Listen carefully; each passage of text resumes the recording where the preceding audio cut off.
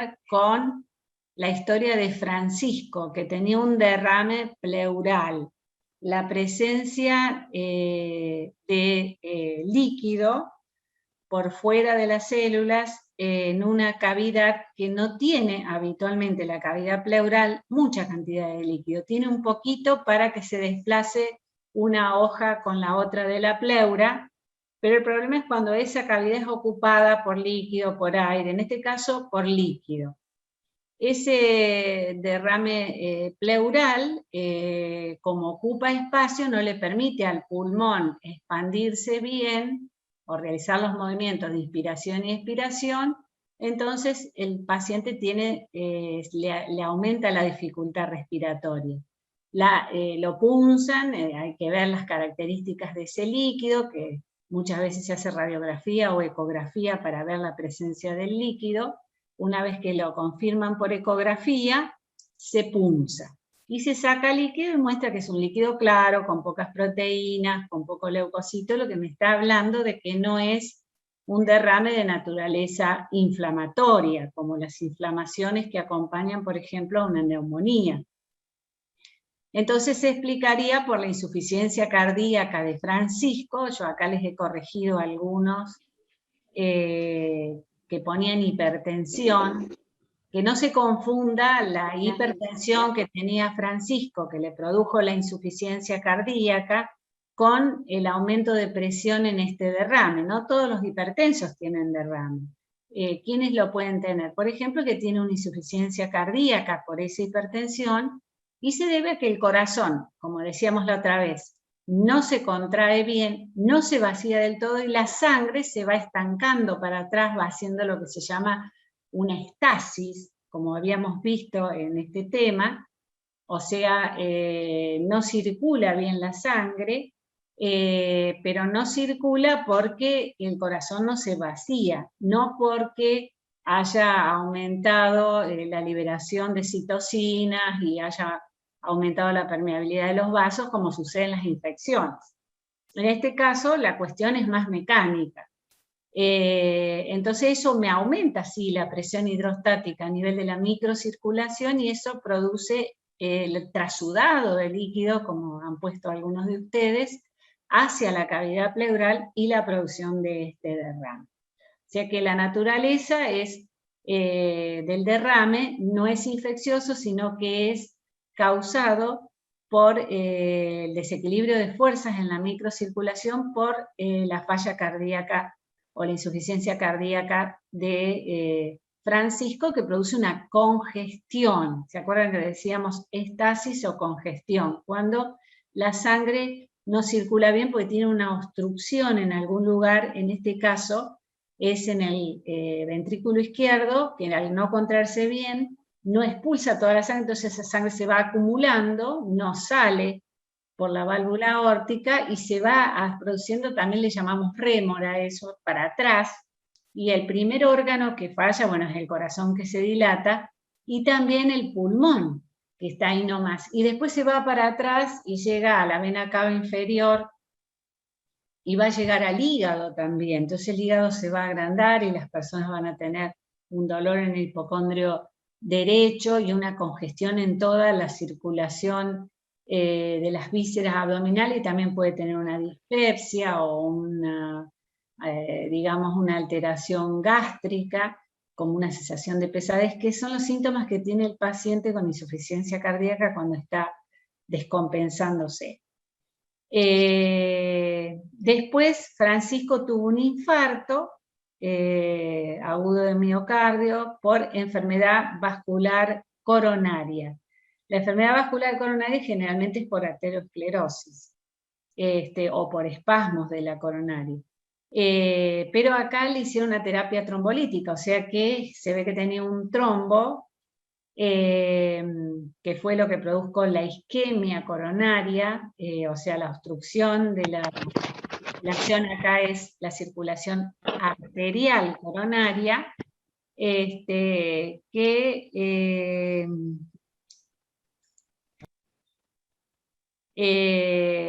esa isquemia coronaria le produjo el infarto, o sea, la necrosis de las fibras musculares cardíacas. Dice, explique de manera sintética el proceso de trombosis que puede haber ocasionado el infarto. Generalmente son estas trombosis por alteraciones a nivel del endotelio de las arterias coronarias, que puede ser una lesión, por ejemplo, por una aterosclerosis y una ulceración de la placa de ateroma, que es lo más frecuente, y esto me lleva a activar a la adhesión plaquetaria inicialmente y luego a activar la cascada de coagulación interna, que lleva a la formación de fibrina y que ese coágulo se organice y obstruya la coronaria.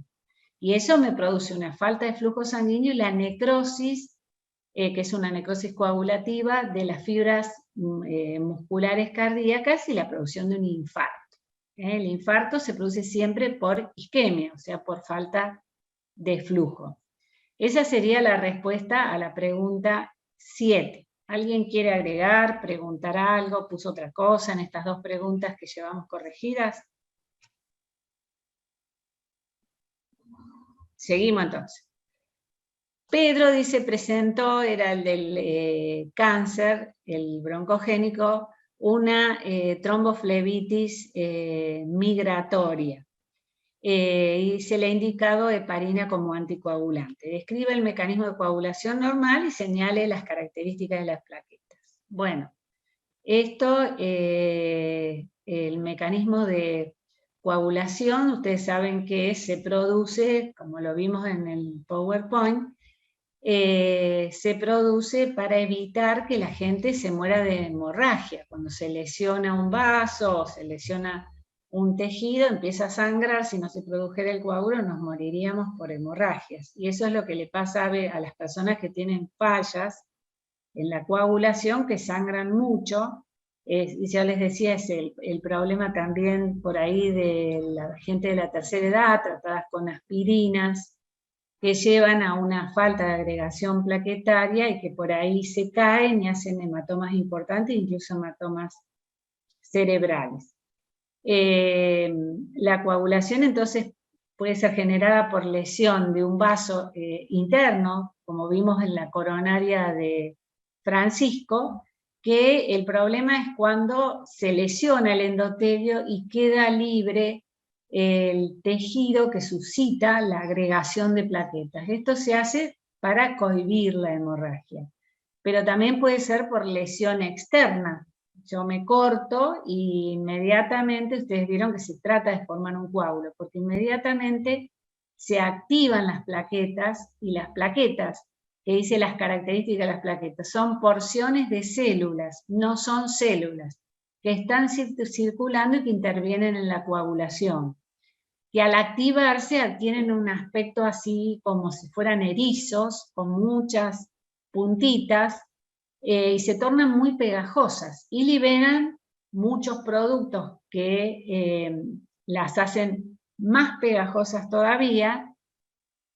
Inicialmente, por supuesto, el vaso, cuando se lesiona, se contrae, eso lo deben haber visto ya. Se produce vasoconstricción para disminuir el flujo sanguíneo y se pegan las plaquetas en la segunda etapa, formando el tapón plaquetario, que es un tapón, digamos, transitorio, solo formado por plaquetas, que se van haciendo cada vez más pegajosas y cada vez activan a más plaquetas, y después se va a formar la red de fibrina, que surge de la activación de los procesos de coagulación intrínseca y extrínseca, que tienen un montón de factores nombrados con números romanos, que habitualmente circulan de manera inactiva, pero luego cuando se desata esta cascada se van activando uno al otro hasta que se forma la trombina, que es el factor de coagulación 2, a partir de la protrombina, que es la forma inactiva, la cual va a catalizar, es una enzima que lleva a que el fibrinógeno se transforme en fibrina. Y la fibrina forma la malla que estabiliza ese coágulo. Las plaquetas liberan muchos de estos mediadores que intervienen en la adhesión de las plaquetas, como la ADP, por ejemplo, liberan serotonina, que produce más vasoconstricción, y también activan a los factores plaquetarios. Todo este es el mecanismo de coagulación, que por supuesto está contrarrestado por un mecanismo anticoagulante, que es el que trata de que una vez que se organizó el coágulo, se pare la coagulación, no se extienda a otros vasos o a lo largo del vaso, y se reabsorba posteriormente el coágulo. Cuando fallan los mecanismos de coagulación, la persona tenderá a tener hemorragias, como vimos después, la hemofilia, que es el déficit factor 8, la A, la B, el déficit factor 9, o también pueden tener otro tipo de, que generalmente producen hemorragias en las grandes coagulaciones, en las articulaciones. Generalmente el hemofílico comienza a tener síntomas cuando empieza a caminar y se golpea, y empieza a tener las hemorragias a nivel de las articulaciones o los grandes hematomas en los miembros inferiores. Esa es la característica, pero también puede ser por falta de plaquetas, o sea, lo que se llama una trombocitopenia. En este caso se manifiesta con lo que es la púrpura, se llama púrpura, que son las petequias, que son las más chiquititas, después tenemos las equimosis, que son más grandes, y eso es más manifestación, ya sea de una plaquetopenia, o bien de las hemorragias que se producen por las vasculitis, o sea, cuando tenemos procesos inflamatorios en los vasos, que me lesionan en el endotelio, y que me producen pequeñas hemorragias por mecanismos tanto de coagulación como de consumo de factores de coagulación y hemorragias. Un motivo de la vasculitis puede ser el Kawasaki, que hoy en día está muy en boga porque el COVID se ha visto, es muy frecuente en niños, que suele producir o se lo relaciona con el síndrome de Kawasaki, que es por un mecanismo inmunológico, generalmente ante un proceso infeccioso. Ahora se ha visto que el COVID lo suele producir. Después dice, ¿con qué patología de Pedro se podría relacionar la tromboflebitis migratoria que presentó? Suele asociarse a cáncer, o sea, es lo que se llama un proceso paraneoplásico, que es por los productos que libera el cáncer. Ana, que es la señora que tiene el Alzheimer, dice, presenta una necrosis isquémica en los dedos de los pies, que podría relacionarse con enfermedad vascular por diabetes tipo 2. Bueno, define el infarto, ya lo hemos dicho, lo que es, y el tipo de lesión que podría tener Ana. Acuérdense que en los miembros inferiores es la gangrena, ¿no? Que es una forma también de necrosis. En este caso no es la gangrena infecciosa, que es producida por el Clostridium, que es una bacteria, sino que es isquémica, o sea, se produce muy frecuentemente en los diabéticos, pero son necrosis coagulativas. Después les da el caso de Susana, que después de un viaje prolongado presentó un edema y dolor en el miembro inferior derecho, y le diagnosticaron una trombosis venosa profunda. Le solicitan estudios de coagulación, y dice qué factores, qué patologías hematológicas ocasionan trombosis profunda en adultos jóvenes. Estas son patologías, una de ellas es hereditaria, que es el déficit factor 5, no es el déficit factor 5, sino que está alterada la inactivación del factor 5 o de Leiden. Se llama así por la ciudad donde se describió por primera vez esta patología, en donde las personas homocigotas para el gen suelen tener una tendencia a la coagulabilidad muy elevada, como si de 50 veces más que la población general. O sea, suelen tener trombosis sobre todo en las venas profundas de los miembros inferiores, de manera muy frecuente, y son personas que están continuamente anticoaguladas para evitar eso. O sea, se da el anticoagulante porque lo que falla es el mecanismo que frena la coagulación. Entonces estas personas están anticoaguladas de manera permanente. Pero hay otras en donde que son heterocigotas, o sea que solamente tienen uno de los alelos afectados, y esas personas hacen trombosis con factores de riesgo, por ejemplo, un viaje prolongado, un embarazo, que son estados de hipercoagulabilidad o una fractura e inmovilización. Entonces estas personas se coagulan, se anticoagulan en esas situaciones por los riesgos de trombosis venosa profunda en las venas de los miembros inferiores. Por supuesto, la complicación más grave de esta trombosis es la embolia pulmonar, ¿no? Que puede ser de pequeños émbolos que obstruyen algunos vasos del pulmón y son asintomáticas, o bien pueden obstruir un vaso más grande y ahí sí dan síntomas y lleva al diagnóstico de estas patologías. O bien en los embarazos, cuando hay problemas de retardo de crecimiento intrauterino o de muerte fetal, que se debe a que la embarazada tiene un estado de hipercoagulabilidad fisiológica. Entonces, si encima tiene una predisposición, es muy probable que tenga estos procesos a nivel de la placenta, y si hay coagulación a nivel de la placenta, tenemos placentas chicas que se van atrofiando y fetos chicos. Y muchas veces tienen partos prematuros porque el bebé ya comienza a tener riesgo en el embarazo. Una muy frecuente, muchas veces estas enfermedades han sido descritas por las embarazadas, es la otra, que es de anticuerpos antifosfolipídicos, que es por un proceso de autoanticuerpos, que también pueden afectar a la parte de la anticoagulación, que se llaman antifosfolipídicos porque reaccionan con los fosfolípidos in vitro. Bueno, cuando se diagnostican estos trastornos, se anticoagulan, es muy frecuente que se diagnostiquen los embarazos.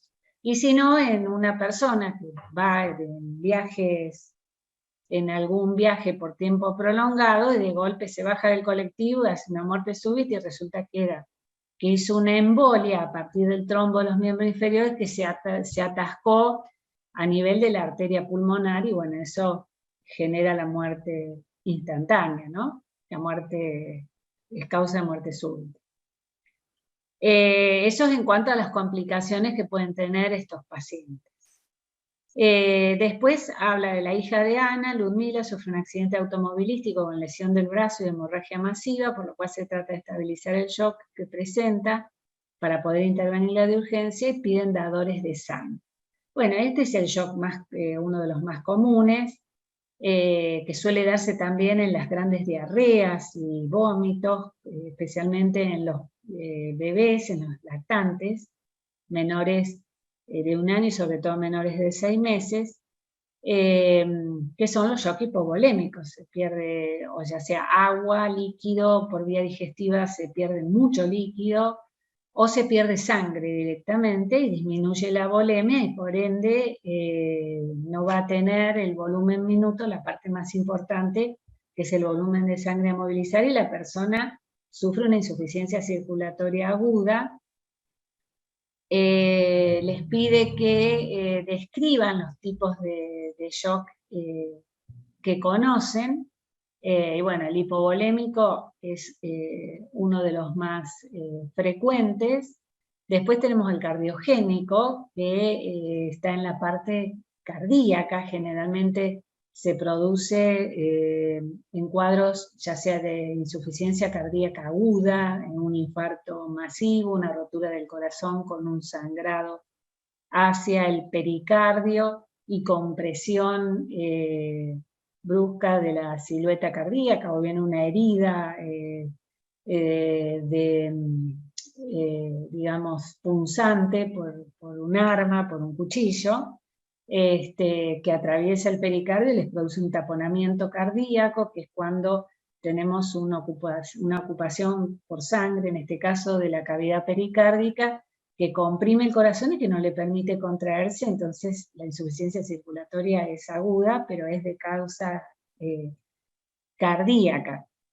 Tenemos también el shock séptico, que nos produce una falla inflamatoria multisistémica por liberación masiva de citocinas, que puede ser desencadenado por bacterias, sobre todo las bacterias gram negativas, y dentro de esos los que peinamos canas, que vivimos la etapa previa a la vacuna con meningococo, antimeningococo, que ahora afortunadamente se completa el esquema, veíamos las meningococcemias causadas por cocos gram negativos, como es el meningococo, que producían un shock y una falla aguda, y muchas veces no había cómo frenarlo, ¿no? Porque se produce una redistribución de la sangre, porque hay una dilatación vascular por las citocinas, con aumento de la permeabilidad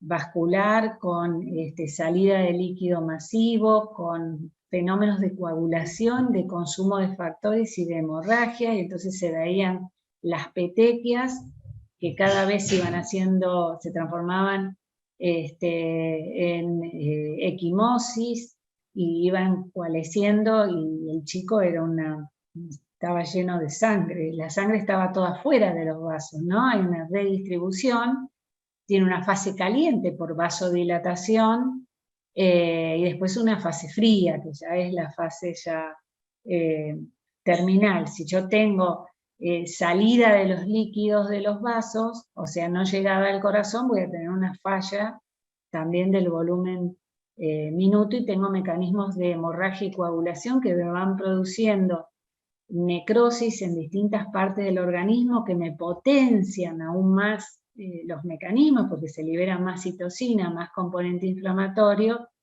y esto es realmente muy grave si no se trata de manera precoz. Por eso me acuerdo en la época, por allá por el 94, que por ahí algunos de ustedes todavía no habían nacido, que hubo una epidemia muy grande en La Pampa de meningococo.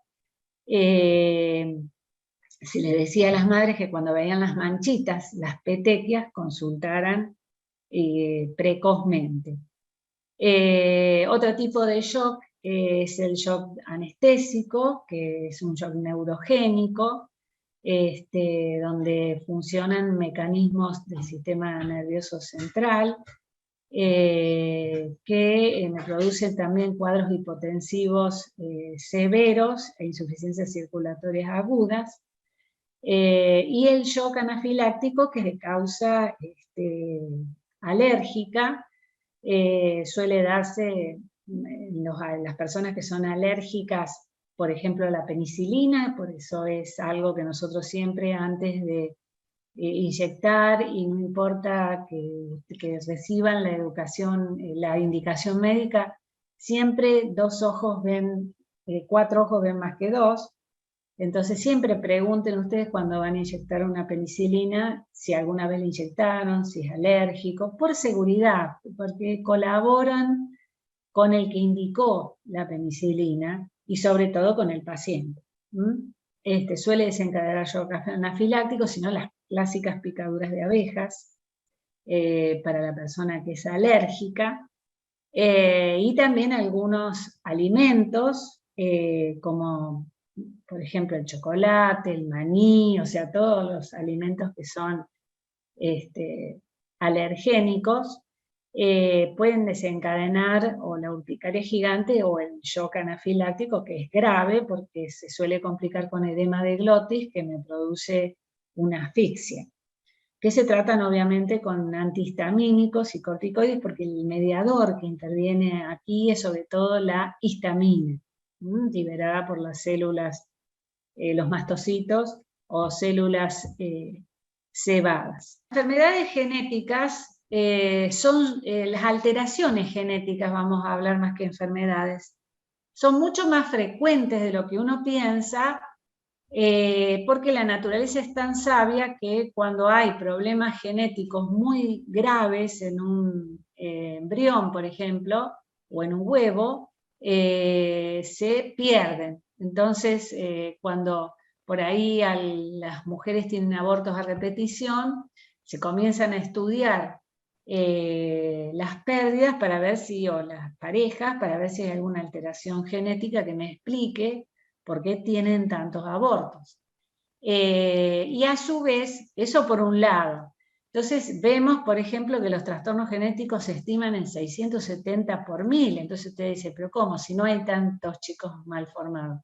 Es que no solamente que las malformaciones, las alteraciones genéticas del huevo, del embrión, llevan a que ese embarazo no continúe, porque es incompatible con la vida, se altera alguna alteración cromosómica con pérdida de mucho material genético, de mucha información, sino que además, estudiando la constitución genética de las personas vivas, se ven muchas alteraciones a nivel de los genes que o se nació con ellas o se van produciendo en la vida en el encuentro con el medio ambiente, con las distintas agresiones que se reciben del medio ambiente, por ejemplo las radiaciones, que ustedes saben que producen muchas mutaciones, las radiaciones ionizantes, eso lo vamos a ver cuando veamos biofísica.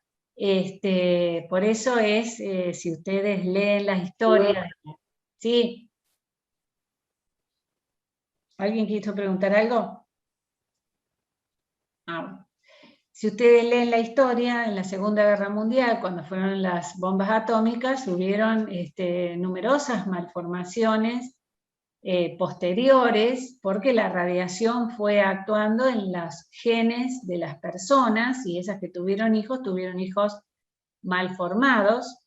Y también se vio cuando fue lo de Chernobyl, que lo deben tener fresco por la serie de Netflix, que fue un accidente en una ojiva nuclear y que generó numerosos problemas o trastornos genéticos en la población del lugar. También se ve con medicamentos, ¿no es cierto? Fue una epidemia muy conocida, fue la de la talidomida, que se utilizaba como antidepresivo, y se veía que las mujeres que tomaban ese antidepresivo tenían niños con miembros en foca, lo que le llamamos focomelia, o sea que tenían las manitos pegadas a los hombros. Y se vio que era producido por este medicamento. Entonces se prohibió su uso, por supuesto. En sí, las alteraciones genéticas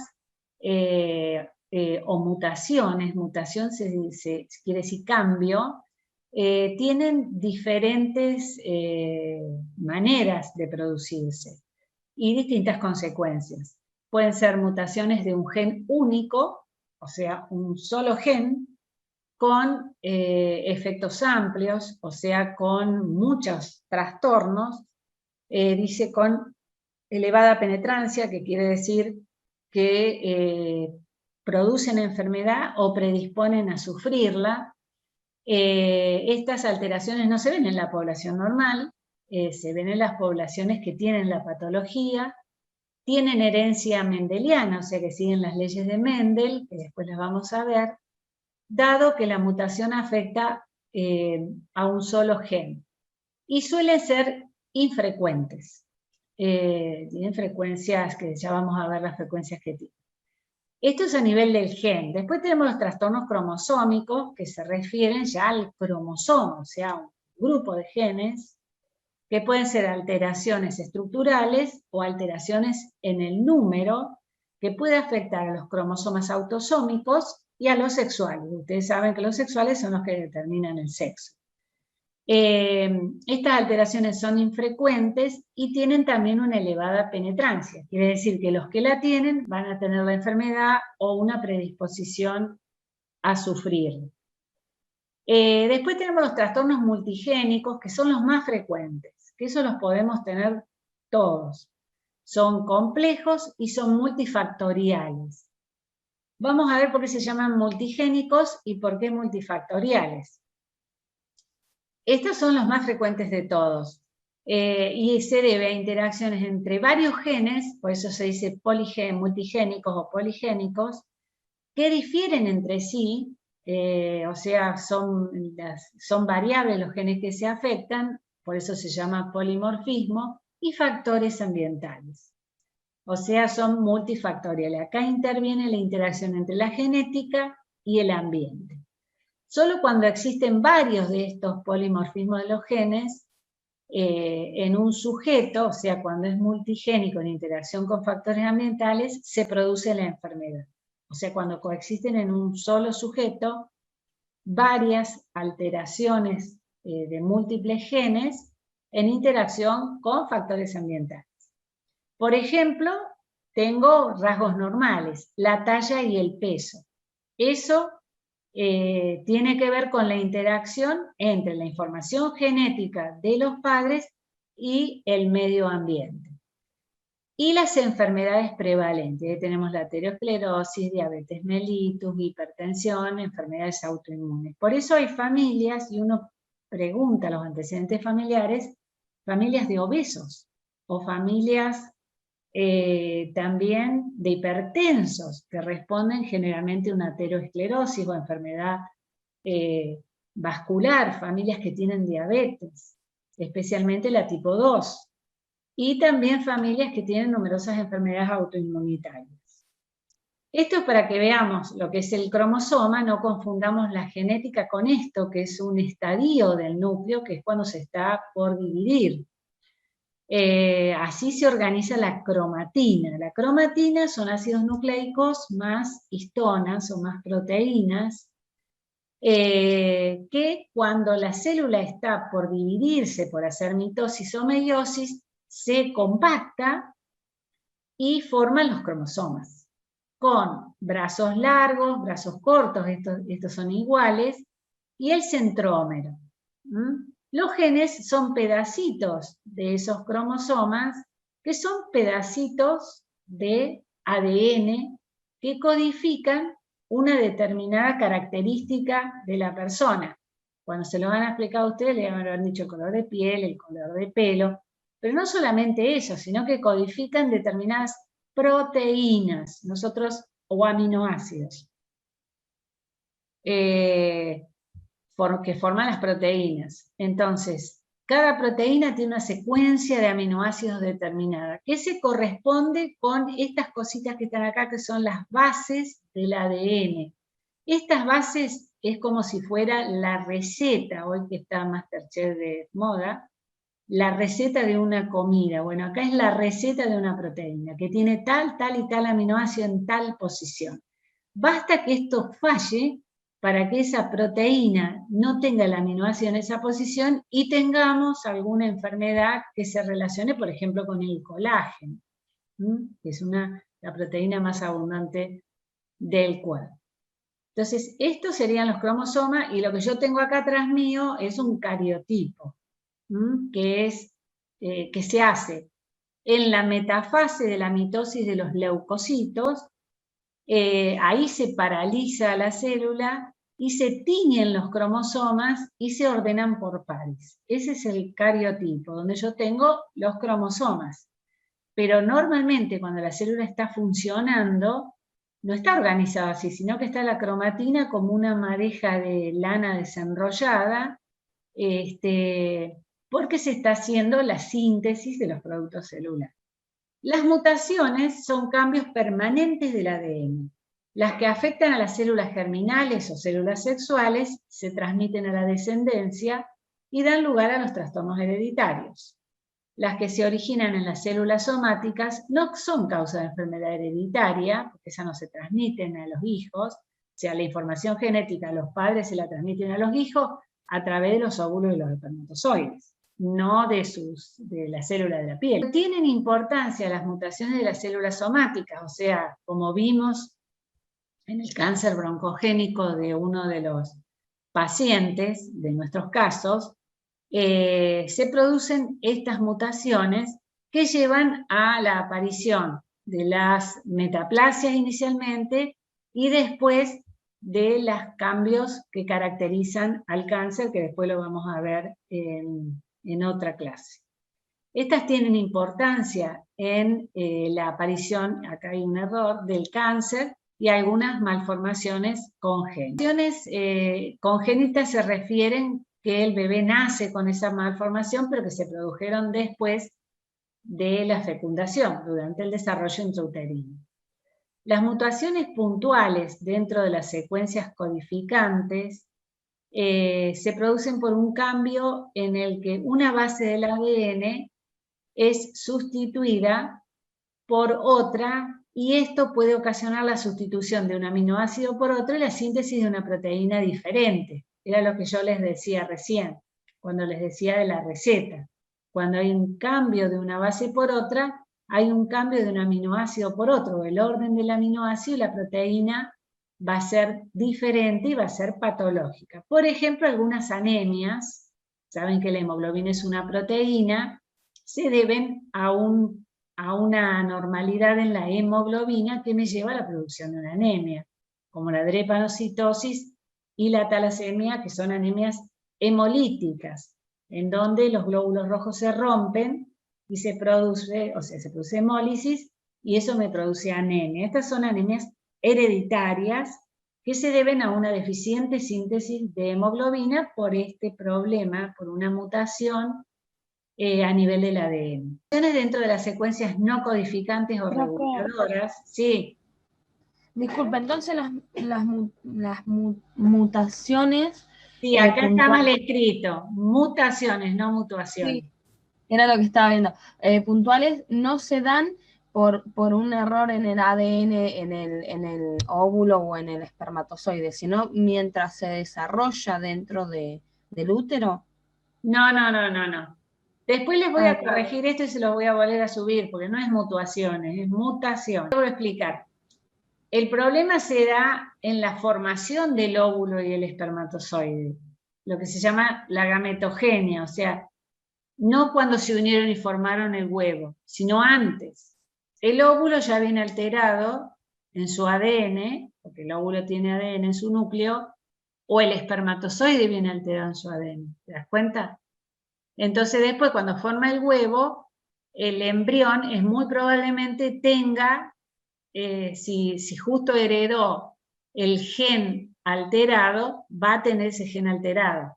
Después veremos si es recesivo o dominante, si se va a expresar o no en ese embrión. Pero la alteración es previa a la formación del cigoto, es a nivel del óvulo o del espermatozoide. Quedó secuencias, ¿por qué dice secuencias codificantes del ADN? Porque es la parte del ADN que codifica una característica. No todo el ADN que existe en el núcleo de la célula codifica alguna proteína. Muchos no codifican, sino que amplifican o inhiben la codificación de otros genes. Entonces, cuando se alteran los genes codificantes, lleva a alteraciones en la síntesis de las proteínas. Las proteínas, no se olviden que son nuestro ladrillito, nuestra estructura. Por eso se alteran las proteínas, se altera todo el edificio, que es nuestro cuerpo. Mutaciones dentro de las secuencias no codificantes también pueden producir alteraciones porque afectan la transcripción del ADN a ARN mensajero. No se olviden que esta receta la va a copiar el ARN mensajero, que vendría a ser el ayudante de cocina, o el cocinero que copia la receta de un cocinero que la patentó, y este ARN mensajero va a ir al citoplasma y va a llevar la receta copiada de acá. Bueno, a veces falla esa transcripción, y la falla no está en el ADN, sino en cómo se formó ese ARN mensajero. Y, por supuesto, en el citoplasma van a hacer lo que le dice el ARN mensajero, que vendría a ser el cocinero, y la proteína falla. Las talasemias, fíjense, también tienen esta forma de herencia.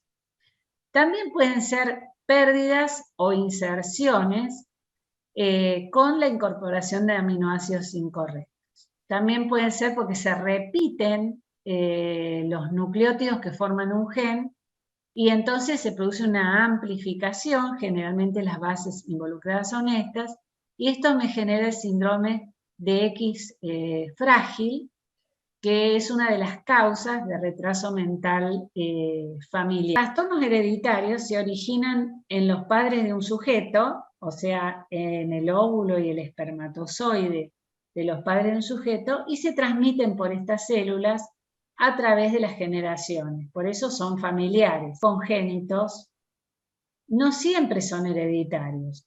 Congénito quiere decir que se nace con. Hay algunas enfermedades congénitas que no son genéticas, como la sífilis congénita. Si la madre tiene sífilis, puede transmitir al bebé, y es una enfermedad congénita.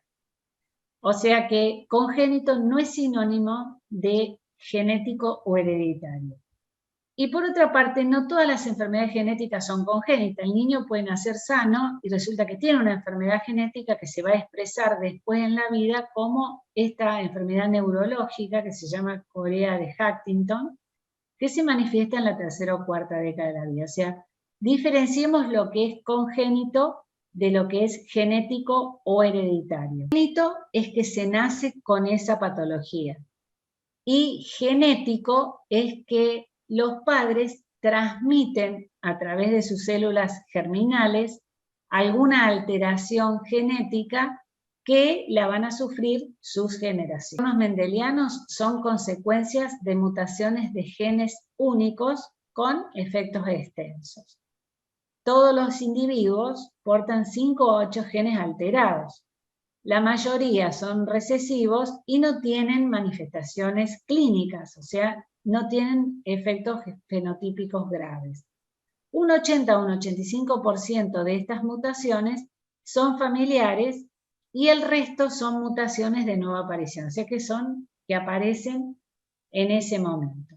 Algunas mutaciones determinan una expresión parcial en el heterocigoto y completa en el homocigoto. Todo esto lo vamos a ir aclarando. Estas son Profe, una pregunta. Sí. En la cardiopatía congénita, ¿quiere decir que nace con o es hereditario? La congénita nace con, y la herencia de las cardiopatías congénitas, a no ser que se asocie con algún síndrome, por ejemplo el Down, sí. La herencia de la cardiopatía congénita es multifactorial, o sea que influye la carga genética materna y paterna y el ambiente. Pero toda persona que tiene un hijo con una malformación congénita tiene más riesgo que la población general de tener otro hijo con una malformación cardíaca. Las leyes de Mendel, les aclaro un poco esto, tenemos el gen, tenemos la célula paterna y la célula materna con los genes. Cada uno de los cromosomas tienen los genes que han recibido a su vez de sus padres. Entonces estamos hablando de los gametos, ¿no es cierto? Del óvulo y del espermatozoide. Estas células ustedes saben que sufren meiosis. Se dividen por meiosis. La meiosis es una forma de reproducción que tienen las células sexuales, que lo deben haber visto en biología o en anátomo, en donde las células hijas tienen la mitad de cromosomas que las células madres. Se les reduce. Entonces, ustedes van a tener que tener un número haploide de cromosomas, o sea, la mitad. Tienen 23 cromosomas la X y 23 cromosomas la Y. Cuando se unen, van a formar el cigoto con 2 por 23, o sea, 46 cromosomas. Entonces, estas células van a traer una determinada carga genética, producto de la meiosis, que en realidad es una mezcla del padre y de la madre de cada papá y de cada mamá. O sea, el óvulo y el espermatozoide de una persona no tiene, es diferente a la carga genética de las células somáticas, porque tiene una mezcla de la información genética de la mamá y del papá que se produjo en la meiosis. 23 cromosomas va a representar toda la carga genética que tiene el cuerpo, que ha sido seleccionada. Por eso por ahí hay padres, con determinadas características, los hijos nacen con características diferentes, y siempre hay un abuelo que tenía esa característica, que no estaba manifestada en el padre, pero justo cuando produjo el óvulo o el espermatozoide, ligó ese gen. Eso se da mucho en las enfermedades recesivas. Por ahí nace un bebé con alguna enfermedad hereditaria y los padres son sanos, y es porque ellos tenían el gen patológico, pero no eran sintomáticos porque tenían un gen normal, y el recesivo, para que se exprese, tiene que estar en los dos locios, o sea, en los dos cromosomas, el mismo gen. Y justo si se junta con el óvulo que tiene el mismo gen que el recesivo, cuando se forme el huevo en la fecundación, se unan los dos, si se unen los dos recesivos, va a tener un hijo con la malformación que los padres no tienen. Este gameto tenía dos caracteres, la mayúscula siempre es el dominante, entonces va a tener un dominante. Y este tenía dos recesivos, va a tener recesivo. Pónganle que este es un morocho y este es una rubia. El hijo va a tener los dos. Va a tener el dominante y va a tener el recesivo, pues en la fecundación se unen los dos. Acá esto es muy directo y muy fácil de entender. El problema es cuando los dos padres, son homocigotos los dos, porque tienen los mismos genes, AA mayúscula, AA minúscula. Son heterocigotos los dos. O sea, tienen A mayúscula, A minúscula, A mayúscula, A minúscula. Entonces, cuando se produce la meiosis, este óvulo va a tener, si este es el óvulo, va a tener, por un lado, uno A mayúscula y por otro lado va a tener uno A minúscula. Y el espermatozoide lo mismo. Entonces, cuando se unen, se producen los cruces. Por ejemplo, si se une este con este, me va a salir un feto con las dos A mayúsculas. Esta A se une con esta A minúscula, me va a producir un heterocigoto. A minúscula y A mayúscula. Ahora, si esta A minúscula se une con esta A mayúscula, también heterocigoto. A. Ahora, si esta A minúscula se une con esta A minúscula, me va a dar un homocigoto para este carácter. Supónganse que esto sea una enfermedad recesiva, por ejemplo la fenilcetonuria. Van a tener un hijo con fenilcetonuria porque se unieron los dos recesivos. Si se dio si justo el óvulo era el óvulo con el gen A minúscula y el espermatozoide que lo fecundó era el espermatozoide con A minúscula, de este 100% voy a tener un 25% de probabilidades de que se me dé este niño. ¿Quiere decir que en el embarazo siguiente, si nació ahora una fenilcetonuria en el siguiente, el chico va a ser normal? No, porque por ahí pasa lo mismo y tenés otra fenilcetonuria. En todos los embarazos vas a tener un 25% de posibilidades de tener un hijo con ese problema. En las meiosis. En las meiosis yo tengo los cromosomas póngale que esto sea el espermatozoide. Tengo los cromosomas del papá y de la mamá. Cuando se produce la meiosis, esos cromosomas se juntan, forman puentes, se superponen uno con otros, forman pares y comienzan a intercambiar material genético entre sí, del padre y de la madre. Cuando se formen los gametos, que recuerden que ya ahí después migran juntos los cromosomas, una vez que se intercambió, migran juntos a cada núcleo, y entonces el óvulo y el espermatozoide van a tener la mitad de cromosomas. Fíjense que los cromosomas de los gametos son diferentes a estos cromosomas. Tienen una mezcla de los caracteres del padre y de la madre. Cromosomas homólogos acá tienen los cromosomas paterno y materno, tienen genes, los genes que codifican para un mismo carácter, para una misma proteína, se llaman alelos, y ocupan determinados lugares en el cromosoma que se llaman locus. Los dos lugares se llaman loci para el gen. Entonces, si yo tengo, la mayúscula siempre representa el dominante, en este huevo, póngale que este es el cigoto, voy a tener que es homocigoto para este gen, porque tiene P mayúscula, P mayúscula. Puede ser homocigoto para el recesivo, tengo A minúscula, A minúscula. O puede ser heterocigoto, si tengo en uno B minúscula y en otro B mayúscula.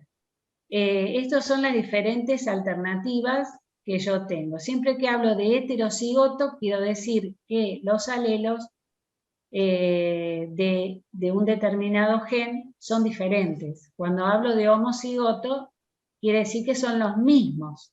Y pueden ser dominantes o pueden ser recesivos. ¿Dominante cuál es? Ahí vamos a ver. Un gen dominante. Estas son, acá esto me está explicando qué alteración molecular puede haber de acuerdo a las diferentes malformaciones congénitas. Por ejemplo, puede haber malformaciones de enzimas, que son proteínas, la que yo les decía recién, la fenilcetonuria, que se pesquisa en los recién nacidos, es una enfermedad metabólica muy grave, con mucho compromiso neurológico. Y la enzima que se afecta es la fenilalanina hidroxilasa, que tiene una actividad disminuida. Entonces hay una alteración metabólica por una disminución de la actividad de esta enzima. Puede ser esta otra enzima, no hace falta que yo les digo, pero no hace falta que esto lo estudien de memoria. Acá también de esta enzima tengo disminuida la actividad, produce una enfermedad metabólica muy grave de almacenamiento, que es la enfermedad de Tay-Sachs, que tiene que ver con lipoproteínas. Puede ser esta enzima, que también está reducida la actividad, y me va a dar una inmunodeficiencia combinada grave, o sea, las personas que se infectan fácilmente porque tienen una inmunodeficiencia. También se puede afectar el inhibidor de una enzima, por ejemplo, acá no es A, sino es alfa-1 antitripsina. Hay una alteración en la secreción hepática y suelen tener las personas enfisema o problemas hepáticos. Puede estar afectado un receptor de membrana, como el receptor de las lipoproteínas de baja densidad, está disminuida la síntesis o hay pérdidas de receptores, y esto me va a producir lo que es la hipercolesterolemia familiar, porque estas lipoproteínas no se pueden eliminar adecuadamente, y esta persona va a tener un aumento del colesterol y sobre todo a predominio del colesterol malo, como le decía. También puede ser la alteración del receptor de la vitamina D y va a tener esta persona un raquitismo. También se puede afectar el transporte de oxígeno, como en el caso que esté afectada la hemoglobina, que está disminuida, que tiene una estructura anormal, y son los ejemplos de anemias hemolíticas como la alfa y beta talasemia y la drepanocitosis. Puede estar afectado un canal de conducción de un ion, en este caso el canal de conducción del cloro, que se da en la fibrosis quística. Toda la nomenclatura, esta es información que ustedes la pueden leer, no hace falta memorizarla, lo importante es que sepan lo que es una enfermedad recesiva, una enfermedad dominante. Pero bueno, les comento más o menos cómo se escriben estas alteraciones. Un gen tiene un lugar, un locus, y tenemos que localizar primero el cromosoma donde está la alteración y después el lugar de ese cromosoma. Por ejemplo, si está afectado un cromosoma, está afectado acá, así se escribe el locus. El locus, o sea, le dan la dirección de donde está el gen. Está en el cromosoma 7. Esta P es el brazo corto o pequeño del cromosoma 7, es P de petit, por eso se llama brazo corto o pequeño del cromosoma 7. Si fuera el brazo largo se llamaría Q, pero acá es el brazo corto. 5 es la región donde se encuentra, en la región 5, que se enumeran alejándose del centrómero. Tengo la 1, la 2, la 3, la 4, la 5. Y después las bandas, porque todos los cromosomas, de acuerdo a cómo se acumulan el ADN, tienen bandas, unas zonas más oscuras y unas zonas más claras. Entonces tengo una banda 2 y subbanda 1. Entonces acá la alteración está en el cromosoma 7, en el brazo corto, región 5, banda 2, subbanda 1. En este caso, estamos hablando de las enfermedades dominantes.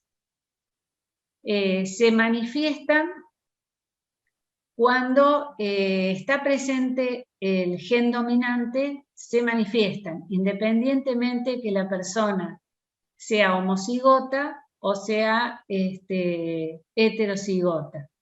Se pueden dar en mujeres o en hombres, y cuando una persona está afectada, o sea, cuando el padre o la madre está afectado, tiene descendencia póngale que tiene descendencia con una no afectada, o sea, va a tener un hijo con una no afectada.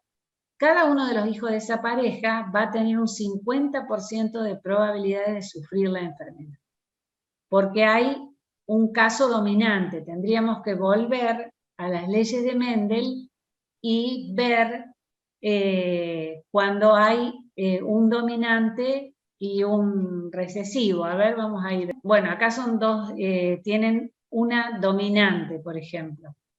Cuando está presente la dominante y la otra persona es recesiva, cuando se combina con la recesiva, esa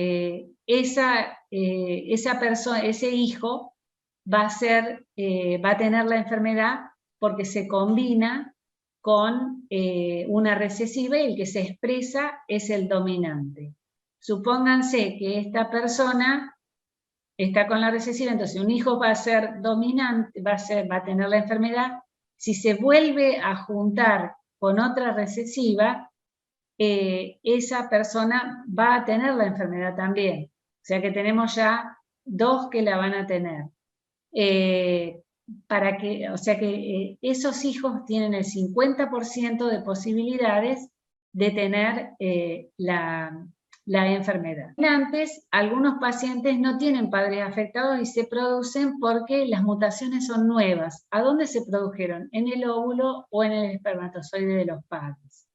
Y se relacionan con los efectos de la enfermedad sobre la capacidad reproductiva.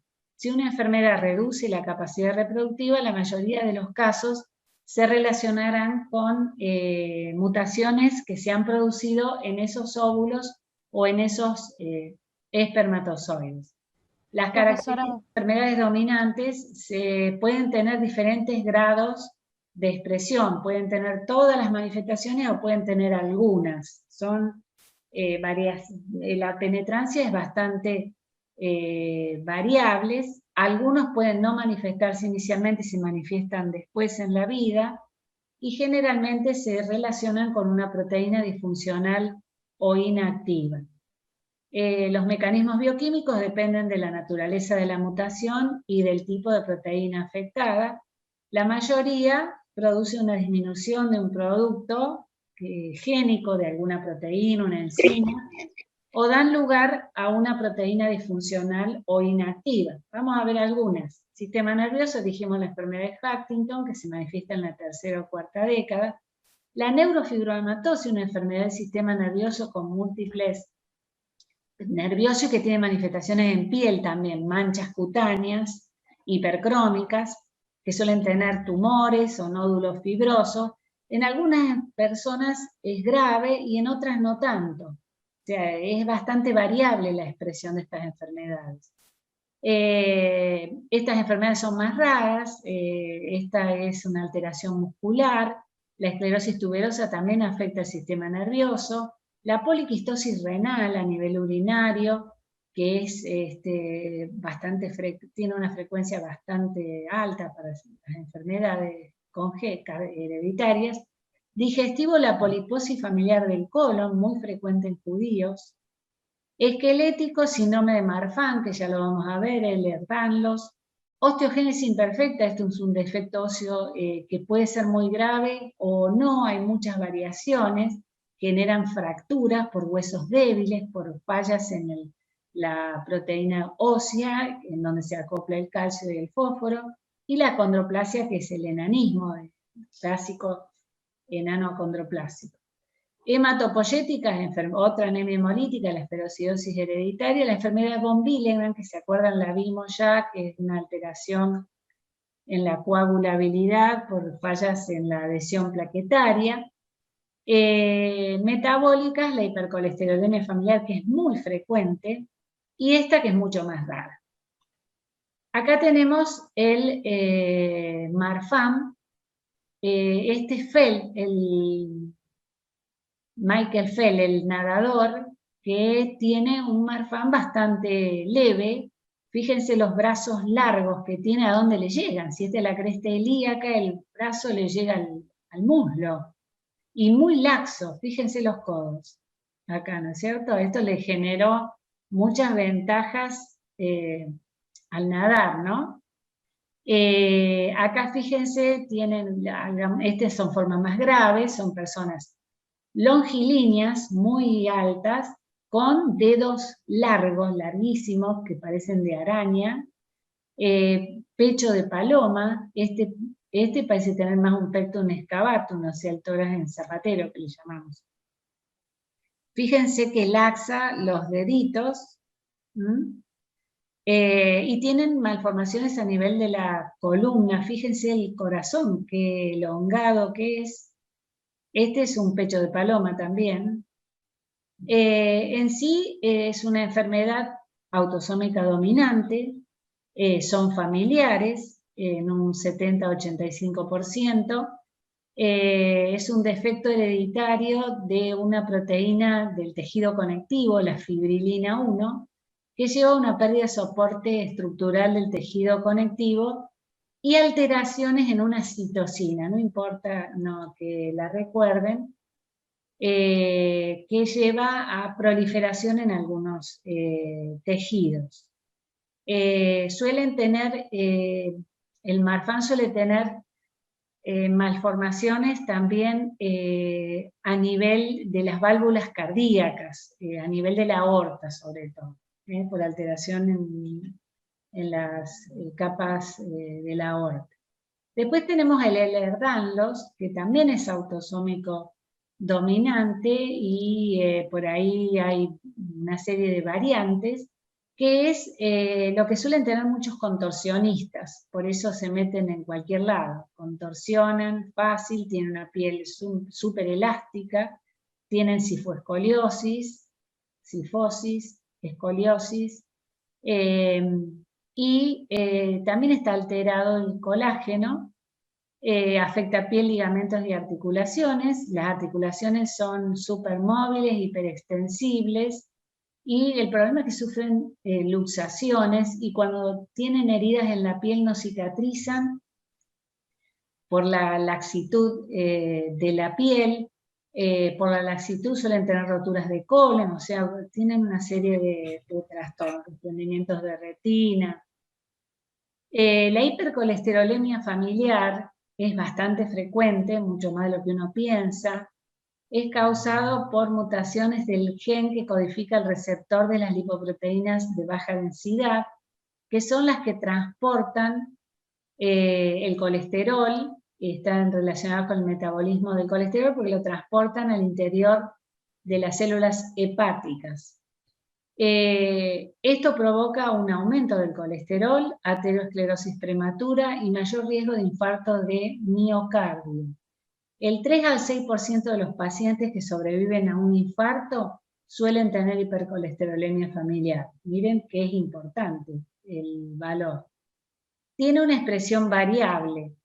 Los heterocigotos, cuando tienen un solo gen, representan 1 cada 500 individuos en la población, presentan desde el nacimiento el doble o el triple del valor de colesterol plasmático. Los que tienen los mismos alelos, o sea, los 2 genes mutados, presentan una elevación del colesterol 5 a 6 veces más. Y tienen gran riesgo de tener infarto de arterias coronarias, cerebrales o periféricas,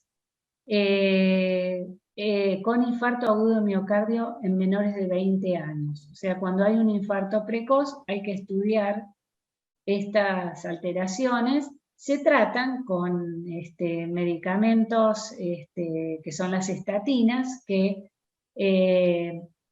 disminuyen la síntesis de colesterol por un lado y también aumentan la síntesis de receptores para el LDL.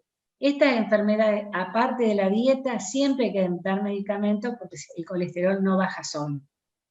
Siempre se trata con medicamentos. El gen dominante se expresa tanto en homocigotas, o sea, los que tienen los 2 dominantes, como en heterocigotas. O sea, cuando está el dominante y el recesivo, porque siempre es el que se expresa, o sea, el que te produce la enfermedad. Pero claro, si vos tenés, generalmente se expresan más cuando en tu constitución genética tenés los 2 alelos dominantes. O sea, se expresan más en el homocigota que en el heterocigota. ¿Entienden bien lo que es homocigota y heterocigota? Sí, sí.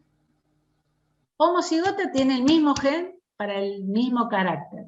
No nos olvidemos que siempre tenemos los alelos para un carácter. Papá y mamá, lo que heredamos de papá y mamá. Heterocigota cuando los genes son distintos. Ahora, cuando hay una mutación de un gen único, yo puedo ser homocigota para ese gen, o sea, tener los 2 alelos dominantes, o puedo ser heterocigota, o sea, puedo tener uno dominante y uno recesivo, entonces voy a tener la enfermedad de todas maneras, porque el dominante se expresa siempre, tanto en el homo como el heterocigota. Pero cuando una persona es homocigota, por supuesto que las malformaciones son mayores. La expresión de la enfermedad es mayor que cuando es heterocigota. Y esto se ve, por ejemplo, en la hipercolesterolemia familiar, o se ve, por ejemplo, en la hipercoagulabilidad por alteración del factor 5 que veíamos recién, que en el homocigota es muy grave y en el heterocigota se expresa solo cuando hay factores de riesgo. ¿Se entiende esto? Las recesivas son las más frecuentes de todas. Se producen cuando mutan los 2 alelos de un locus genético determinado, o sea, la enfermedad se va a producir solo en los homocigotas. Si la persona es heterocigota, no se expresan. El rasgo no suele afectar a los padres, pero sí algunos hermanos pueden sufrirla.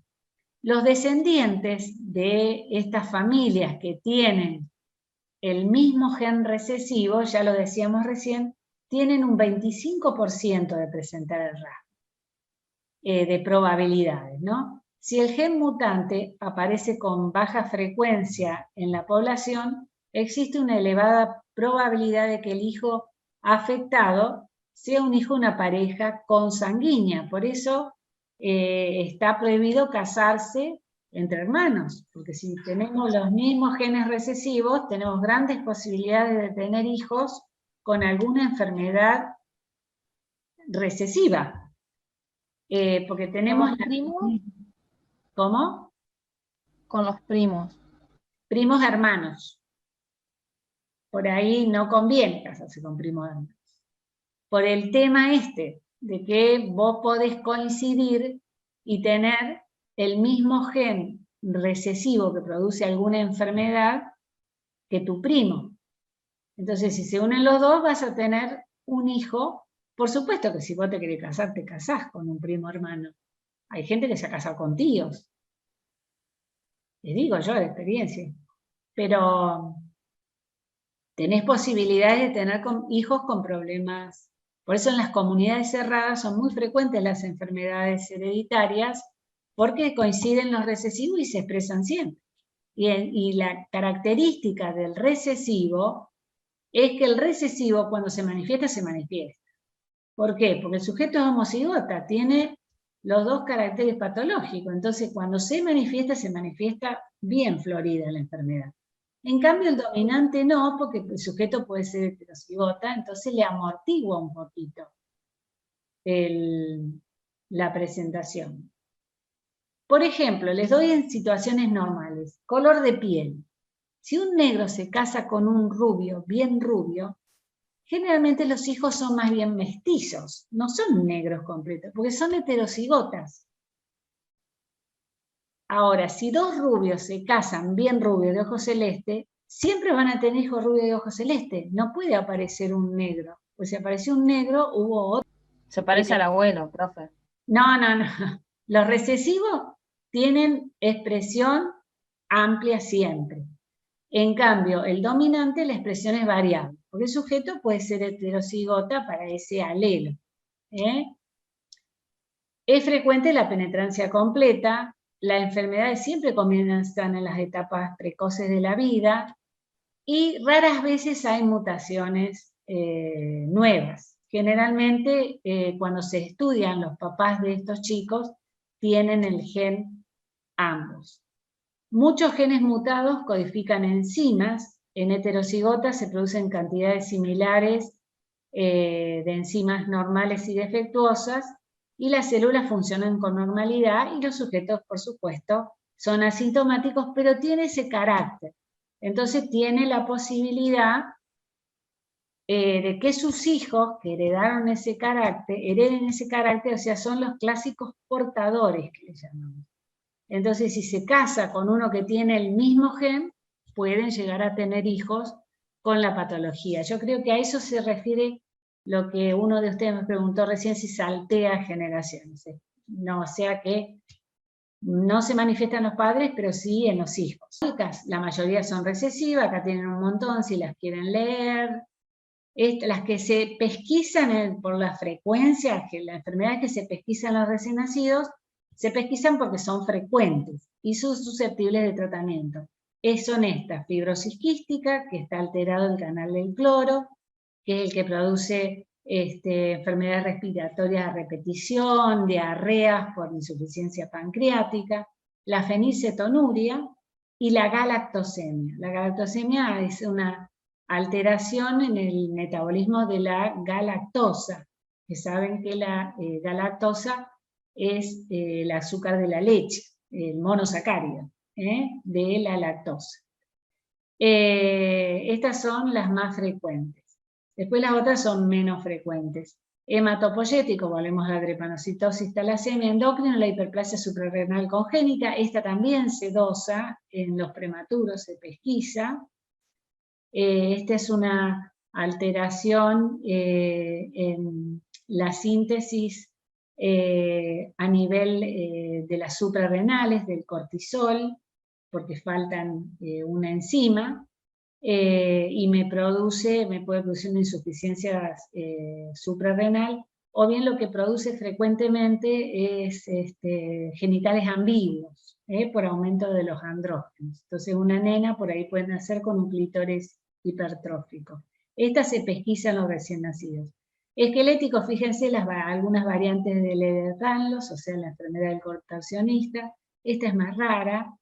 Después tenemos sistema nervioso, las alteraciones musculares. Por depósito lisosómico son enfermedades, la mayoría recesivas, son con nombres bastante raros. Generalmente están alteradas las enzimas que llevan a la acumulación de productos incompletos y que llevan a enfermedades que se llaman de depósito a nivel de los lisosomos. O sea, los lisosomos, ustedes saben que digieren los productos, cuando no están completamente digeridos porque faltan enzimas, el producto se acumula en los lisosomas y producen enfermedades bastante severas, con grandes problemas neurológicos o visuales. Esto era a título informativo. Herencia recesiva ligada al cromosoma X. Es el tercer patrón de herencia mendeliana. La mayoría son recesivas, hay pocas que son dominantes ligadas al cromosoma X. ¿Qué quiere decir esto? Que están ligadas, son las que afectan a los cromosomas sexuales, al cromosoma X sexual. Entonces, lo va a tener la mujer y lo va a tener también el hombre, porque ustedes saben que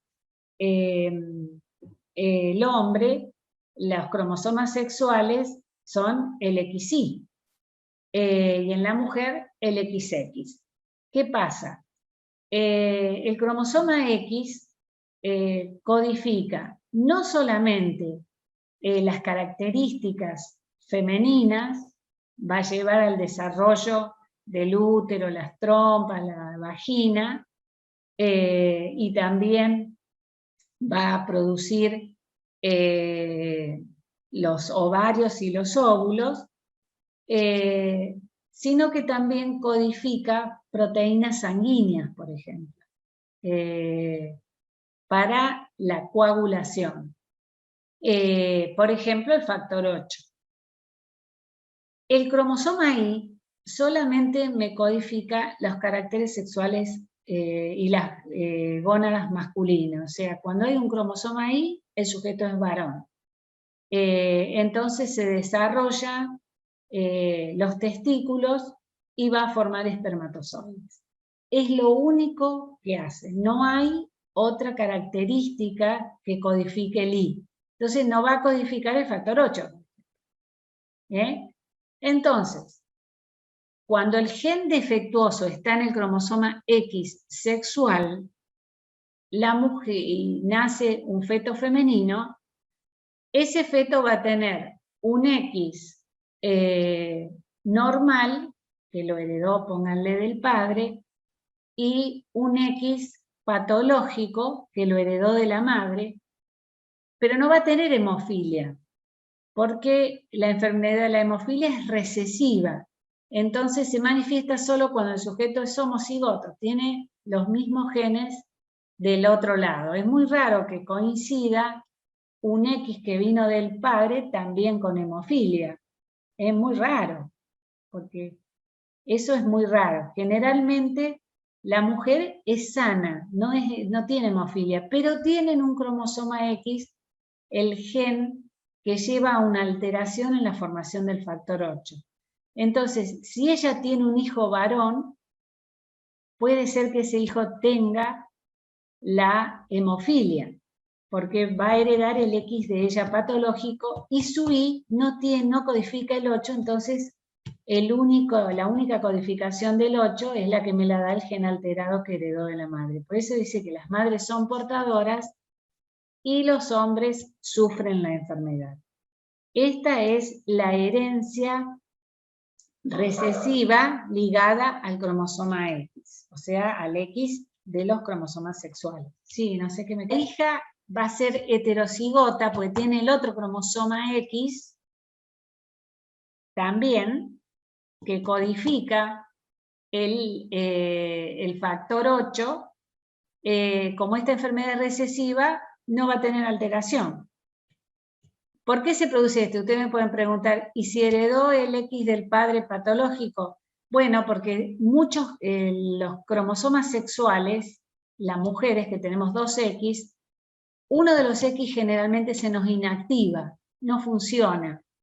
Está adherido a la membrana nuclear, lo que se llama el corpúsculo de Barr, que por ahí se lo busca para ver si hay un gen ambiguo, para ver si es una mujer o un hombre, se raspa la comisura bucal y se busca ese corpúsculo de Barr. Son X inactivos. Muchas veces el gen ese está inactivo, entonces no va a producir la enfermedad porque predominan los X normales. Entonces la enfermedad solo se expresa sí o sí en el hombre porque no tiene otra información de cromosoma de factor 8, porque el Y no lo codifica solo el X. Alteraciones recesivas ligadas al cromosoma X, alteraciones en el músculo esquelético, esta enfermedad rara, Hubo un caso en La Pampa muy conocido de una mamá que pedía que le hicieran ligadura de trompas cuando no estaba permitida, porque tenía todos sus hijos varones con esta enfermedad, que es una parálisis muscular muy secualizante, genera parálisis de los miembros inferiores, se diagnostica al año cuando el chico no puede pararse, o a los 2 años, cuando se para trepándose sobre las piernas, pues no tiene fuerza en la cintura pélvica, es una enfermedad muscular, y no le autorizaron la ligadura y tuvo su 4.º hijo con la misma enfermedad, todos sus hijos en silla de ruedas, fue muy comentado. Las hemofilias, esta es una enfermedad inflamatoria crónica por deficiencia en la fagocitosis y en la destrucción a nivel de los lisosomas.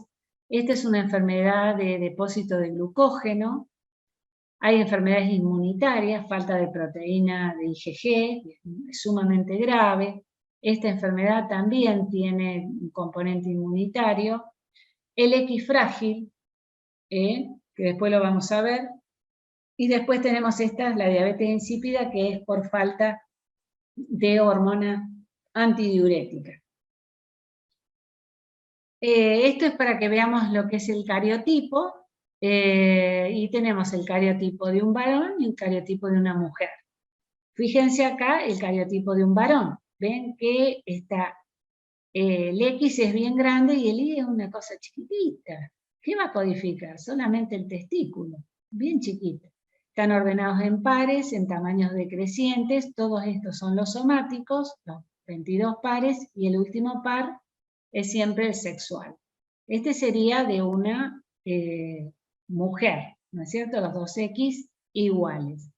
Siempre estas son leucocitos, o sea que son células somáticas, no son células sexuales, por ende tienen los 46 cromosomas que ya les dije, se estudian con las células de la sangre, se la cultiva, se le espera que estén todos en fase de reproducción, y cuando están en la metafase, acomodados los cromosomas, se los tiene, se los mira, y se mira esto. Si fíjense que acá tienen como bandas, se ven las formas de los cromosomas, su brazo largo, su brazo corto, fíjense cómo es el 1, cómo es el 2, acá tenemos el 3, y se miran las bandas, que ya hay un mapa que indica cómo son las bandas normales, y así se pueden detectar algunas malformaciones, no todas.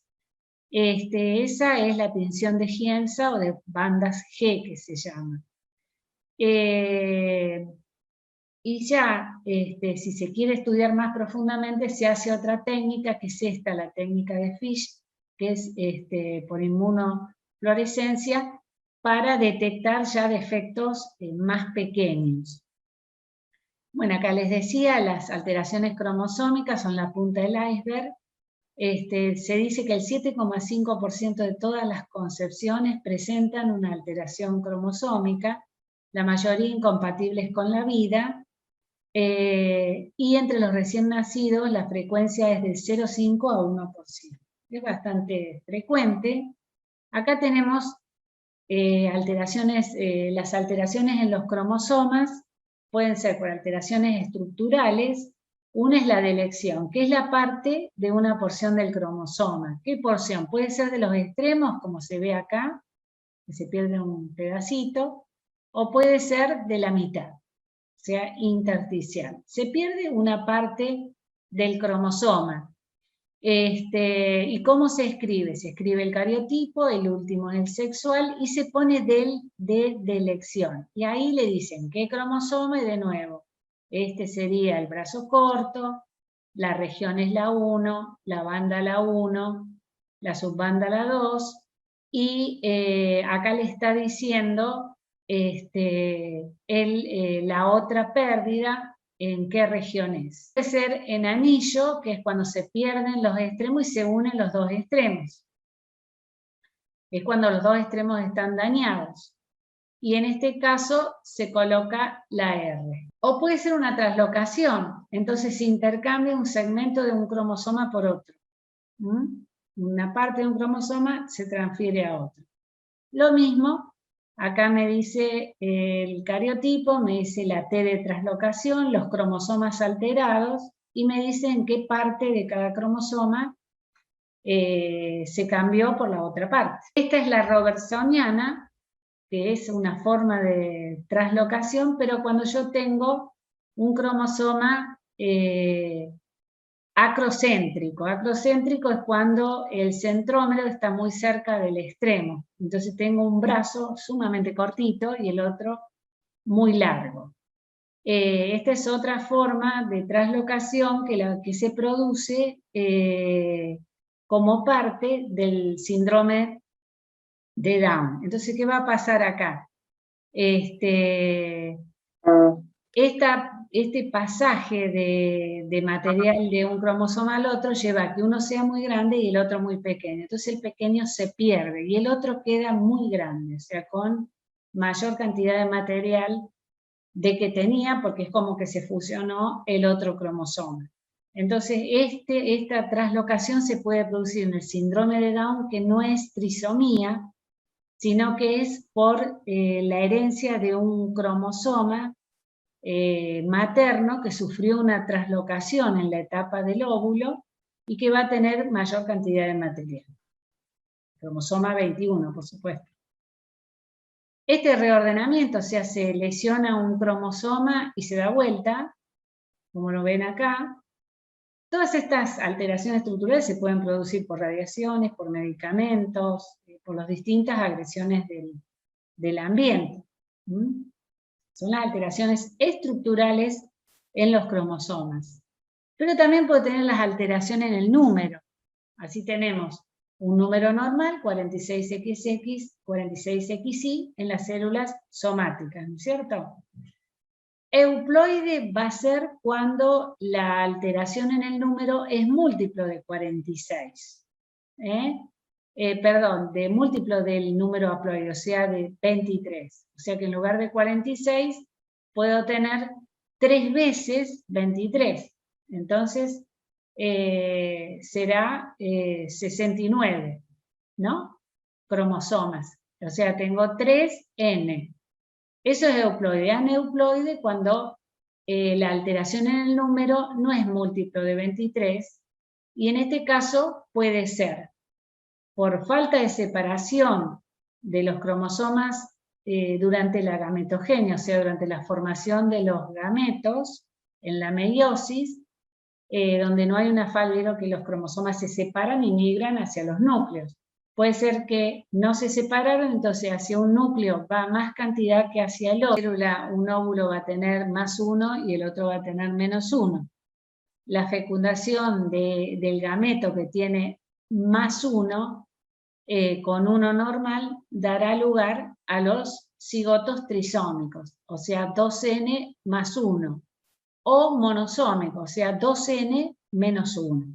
O sea, este va a tener 47 cromosomas, las células somáticas, y este va a tener 45 cromosomas. Ese retraso en la anafase por retraso de un cromosoma homólogo en la meiosis o una cromatida en la mitosis que queda por fuera del núcleo, resultando una célula normal y otra con monosomía.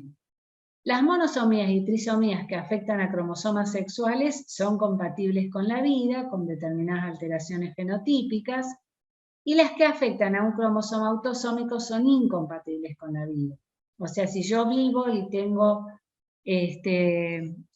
una alteración en mis células somáticas, en las células de la piel o en las células sanguíneas, eso es incompatible con la vida. No se heredan. Las que se heredan, que son compatibles con la vida, son las que afectan a las células sexuales. Las trisomías que afectan a cromosomas autosómicos, salvo el síndrome de Down, tienen múltiples malformaciones y mueren en edades tempranas. Ya lo vamos a ver ahora.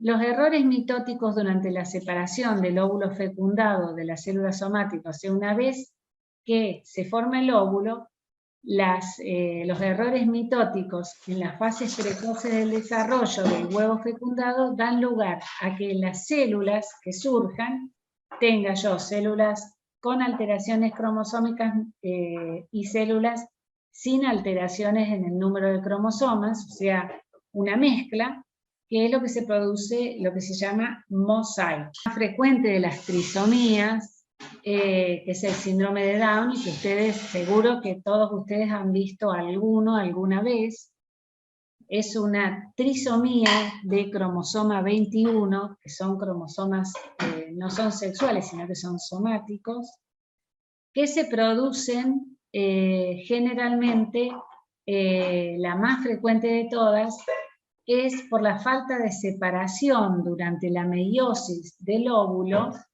de la madre obviamente, uno de los cromosomas 21, que lleva a que cuando se forman los dos óvulos, un óvulo va a recibir 3 copias del cromosoma 21, o sea, va a tener trisomía 21. Generalmente se da en las madres añosas. Lleva a que una mujer a los 20 años de edad tenga una prevalencia de 1 sobre 1500 recién nacidos, y una mujer a los 45 años tenga una prevalencia de 1 en 25. ¿Cuál va a ser el cariotipo del hijo de esta mujer? Trisomía 21, o sea, va a tener 47 cromosomas, que puede ser XX o XY, pero el 21 tiene una copia más. Acá lo vemos. El cromosoma 21 es uno de los últimos, porque son 22 pares, ven los 3 cromosomas ahí. Generalmente, lo más frecuente es que sea una falta de separación durante la ovogénesis de la madre. Si no, puede ser también lo que habíamos visto recién, una translocación robertsoniana, o sea, cuando se produce el intercambio de material genético, fíjense, de los cromosomas, que estos son acrocéntricos, o sea, son cromosomas que no tienen un brazo, se ve muy poquito, el centrómero está muy cerca del extremo. Entonces se rompen y me va a quedar uno de los cromosomas, también se heredan por forma materna, me va a quedar con un aumento de la carga del material, un cromosoma 21, entonces me va a producir, se va a comportar como si fuera una trisomía. Estas son... El problema de estas es que son familiares, o sea que se heredan por línea materna y son familiares. Sí, cuando tienen toda la especificidad de expresión es bastante variable, depende de la cantidad de material genético que esté sobrecargado. Por ejemplo, si es un mosaico va a tener algunas células alteradas y otras no, entonces por ahí pueden tener una inteligencia normal. Pero el gran problema del Down es el retraso mental, al margen de la fisonomía, ¿no? Y también que suelen tener cardiopatías congénitas graves, especialmente defectos en los tabiques, interauricular e interventricular, y en las válvulas, que a veces causan la muerte en la lactancia.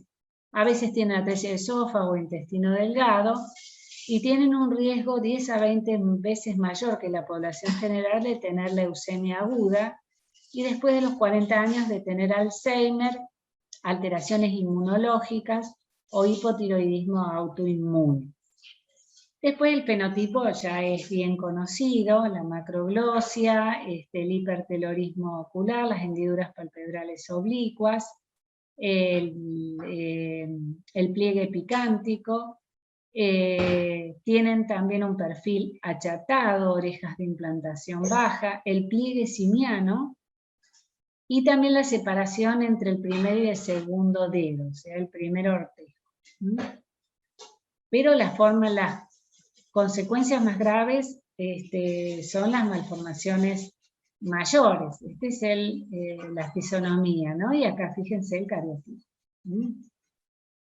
Después otras trisomías, ya decíamos recién, mueren precozmente. Uno es el Edwards, en donde yo tengo la trisomía, es en el cromosoma 18, este es el perfil, así son los deditos de las manos superpuestos, son chiquitos de bajo peso, que suelen tener malformaciones cardíacas severas, que son las que generalmente le causan la muerte. Y el pato, que es mucho más feo porque tiene fisura palatina, de labio, aparte también tiene picantos, separación, orejas de implantación baja. Suelen tener malformaciones tan severas que generalmente mueren siendo chiquitos. La frecuencia también es muy baja, 1 en 15.000 nacimientos, y me parece que el Edwards es 1 en 8.000 aproximadamente. Acá los vemos de nuevo, y acá tenemos de los cromosomas sexuales, los dos que vamos a ver ahora, el Turner y el Klinefelter. Fíjense, esto es el pterygium coli en el cuello alado que le decimos, como que tuviera una membrana. Este es un cuadro en donde tengo una delección en el brazo largo del cromosoma 22, que son chicos que tienen alteraciones faciales, como las vemos acá, y acá está descrito, que suelen tener cardiopatías congénitas también bastante importantes a nivel de la aorta o a nivel de la pulmonar. A veces se acompañan de inmunodeficiencias o se manifiestan de esa manera, pero lo más grave de acá es que suelen tener esquizofrenia o bipolaridad. Las malformaciones por problemas en los cromosomas sexuales son más frecuentes que las aberraciones de los autosomas, se toleran mejor por la inactivación de los cromosomas X, de un cromosoma X en la mujer, y la escasa cantidad de material genético del Y. Las mujeres se dice que son mosaicos porque tienen poblaciones con un cromosoma X paterno inactivo y otras con un cromosoma X materno inactivo. En el X inactivo, el corpúsculo de Barr se ve cerca de la membrana nuclear. Ahora lo vamos a ver en una diapositiva. La existencia de un solo cromosoma Y condiciona el sexo masculino, que está localizado en el brazo corto del cromosoma Y promueve el desarrollo testicular. Los trastornos de cromosomas sexuales producen problemas crónicos relacionados con el desarrollo sexual y la fertilidad. Los síntomas son sutiles y muchos se diagnostican en la pubertad. Cuanto más cromosomas X haya en hombres y mujeres, mayor es el grado de retraso mental. Fíjense este es el capítulo de Barr. ¿Lo ven? Disculpen. Klinefelter es una de estas enfermedades que es cuando al hombre le sobra un cromosoma X, o sea que es XXY. Se caracteriza, se diagnostica en la pubertad, porque aparecen las alteraciones testiculares, son sujetos altos, longilíneos le decimos nosotros, con aspecto eunucoide, parecen los eunucos antiguos, con piernas que eran los que los reyes le cortaban los testículos porque cuidaban a la reina. Tienen testículos pequeños y ausencia de caracteres sexuales secundarios. ¿A qué le llamamos secundario? La voz ronca, la barba, el vello. Pues el problema es que como tiene un cromosoma X de más, suelen tener un coeficiente intelectual bajo. También no se sabe por qué tienen aumento de incidencia de diabetes tipo 2, síndrome metabólico, osteoporosis y fracturas. Suelen tener aumento de la hormona folículo estimulante y disminución de testosterona y aumento de hormonas femeninas. Tiene un aumento de frecuencia de cáncer de mama, enfermedades autoinmunes y prolapso de la válvula mitral.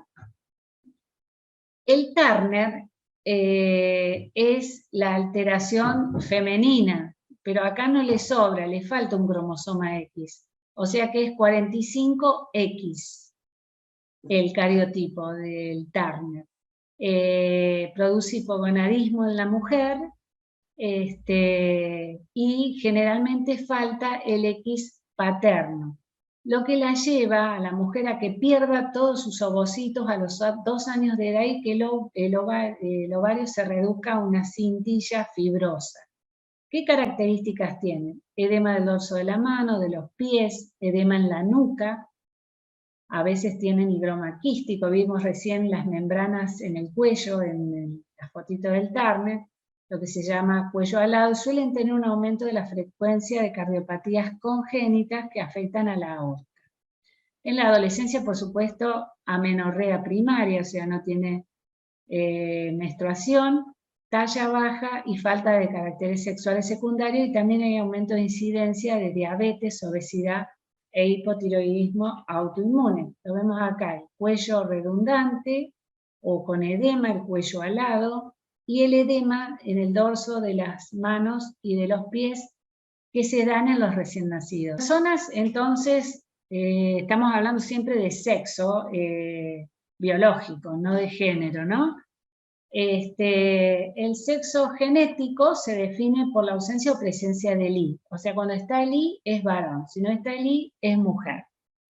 El sexo gonadal se refiere a las gónadas, que son indiferenciadas en los embriones muy chiquititos femeninos y masculinos, y que van a diferenciarse siendo mujeres siempre, salvo que haya algún factor masculinizante que depende del cromosoma. Tenemos el cromosoma I, me va a sintetizar la hormona antimülleriana y la testosterona, que lleva a que se desarrollen las estructuras que derivan del conducto de Wolff, o sea, el epididimo y las vesículas seminales.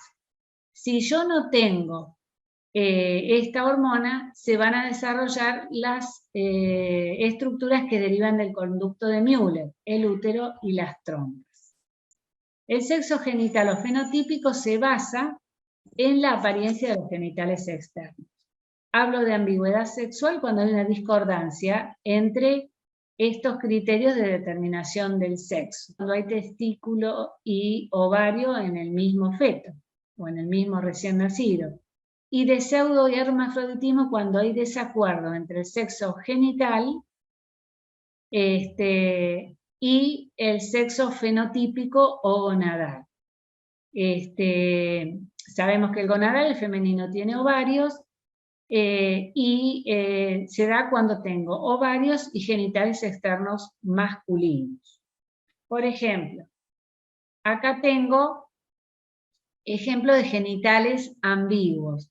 Veo que acá no parece ni que fuera una mujer bien definida, porque se ve como un clítoris muy prominente y tiende a ser como bolsitas.